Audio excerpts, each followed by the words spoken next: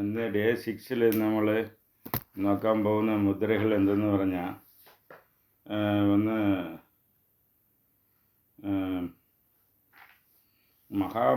മഹാമുദ്ര എങ്ങനെ അറിയാമോ? മഹാമുദ്ര എന്ന് പറഞ്ഞാൽ നിങ്ങൾ ഇതൊന്ന് അതിൻ്റെ പേരെന്തോന്ന് ജലന്ധരബന്ധ, മൂലബന്ധ ആൻഡ് മറ്റേ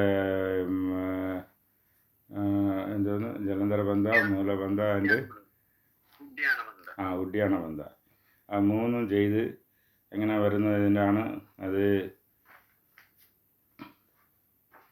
മഹാമുദ്ര എന്ന് പറയുന്നത്. അതിൽ കൊണ്ട് കുണ്ടലിനി ഫോഴ്സ്ഫുൾ റൈസ് ചെയ്യാനുള്ള മുദ്രയാണ്. കുണ്ടലിനി ഒന്ന് ഫോഴ്സ്ഫുൾ റൈസിങ് അതിനുള്ള മുദ്രയാണ്.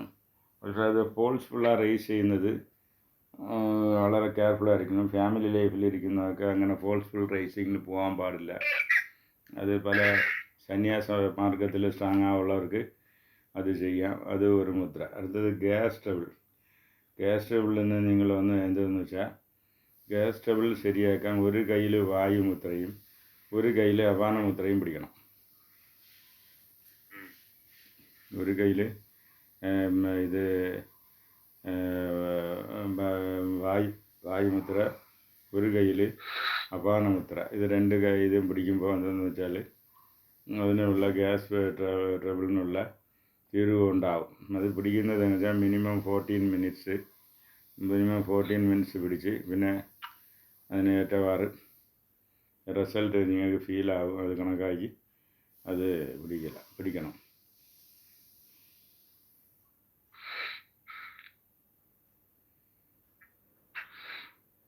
അടുത്തത് വന്ന് അരൂപമുദ്ര. അരൂപമുദ്ര കേട്ടിട്ടുണ്ടോ? അരൂപമുദ്ര എന്ന് വെച്ചാൽ നമ്മൾ വിശുദ്ധി എൻ്റെ എബോ അരൂപമല്ലേ. അപ്പോൾ അരൂപമുദ്രയാണ് അത്. അരൂപ ധ്യാനം ഇത് ചെയ്യുമ്പോൾ നമ്മൾ ഉദാനമുദ്ര എന്ന് പറഞ്ഞാൽ നിങ്ങൾക്ക് അറിയാമല്ലോ. ഉദാനമുദ്ര, ആ ഉദാനമുദ്രയെ ഈ ചെറുവിരൽ താള വരുന്നത് മാതിരി പിടിക്കണം. ചെറുവിരൽ നമ്മൾ ഇങ്ങനെയല്ലേ പിടിക്കും.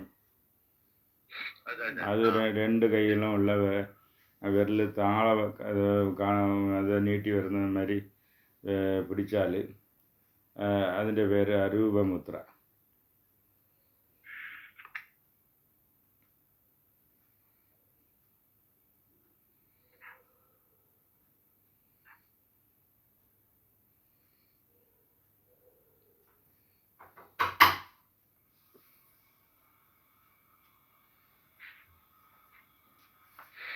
അടുത്തത് നിങ്ങൾക്ക് എന്താണെന്ന് വെച്ചാൽ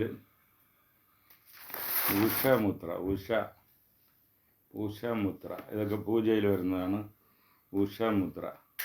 ആ ഉഷമുദ്ര എന്ന് പറയുമ്പോൾ ഈ ഇടത് കൈ ഉള്ളം കൈയിൽ വലത് കൈ മോതിര വിരൽ വെച്ച് ഇങ്ങനെ പ്രസ് ചെയ്ത് പിടിക്കണം. ഇടത് കൈ ഉള്ളം കൈയിൽ ഇത് ഉഷമുദ്ര. ഇത് തമിഴ്നാട്ടിൽ പൂജാ ലിസ്റ്റിലുണ്ട്. നിങ്ങൾക്ക് ഉണ്ടോയെന്ന് അറിഞ്ഞൂടാ. നിങ്ങൾക്ക് ഇനി ഉഷാമുദ്ര പൂജാമുദ്ര തമിഴ്നാട്ടിലുള്ള ടെക്നിക്കിലുണ്ട്. നിങ്ങൾക്ക് വന്ന് വേറെ പൂജാമുദ്ര അല്ലെങ്കിൽ വേണമെങ്കിൽ പേര് പറഞ്ഞാൽ ഞാൻ അത് കണ്ടുപിടിച്ച് നിങ്ങൾക്ക് പറയാം. അടുത്തതൊന്ന് സർവസമ്മോഹന മുദ്ര. സംശോഭിനി മുദ്ര. സംശോഭിനി മുദ്ര നിങ്ങൾ ആൾറെഡി പഠിച്ചിട്ടുണ്ടെന്ന് തോന്നുന്നു. ഓർമ്മ ഉണ്ടോ? എങ്ങനെ സംശോഭിനി മുദ്ര നിങ്ങൾക്ക് നമ്മൾ ചന്ദ്രയോഗയിൽ പഠിച്ചല്ലോ. ചന്ദ്രയോഗയിൽ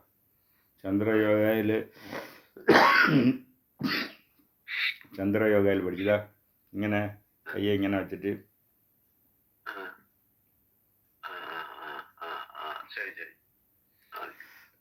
മനസ്സിലായ?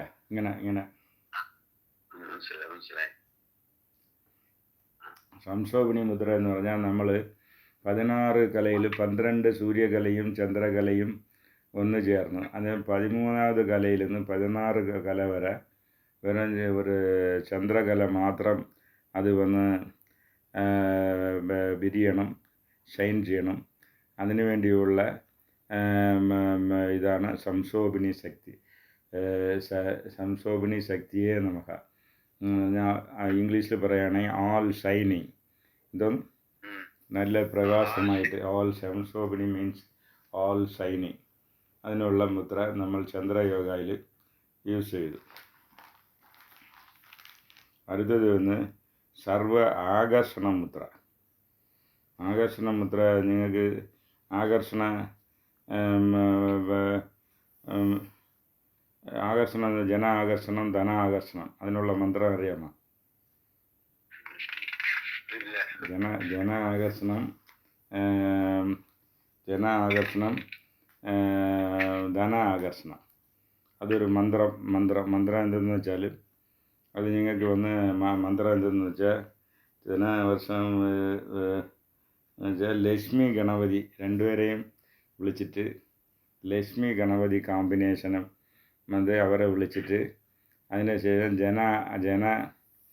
ജനവശ്യം വേണം, ധനവശ്യം വേണം. അത് പൂജാരികൾക്കും ധനവശ്യവും വേണമല്ലോ. ധനവശ്യം പൊളിറ്റീഷ്യൻസിന് ഇപ്പോൾ ഒരുപാട് ധനവശ്യം ഉള്ളവർ തന്നെ പിടിച്ചു നിൽക്കാൻ പറ്റും.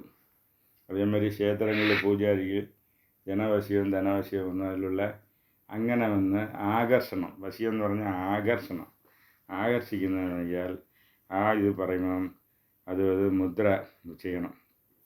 അത്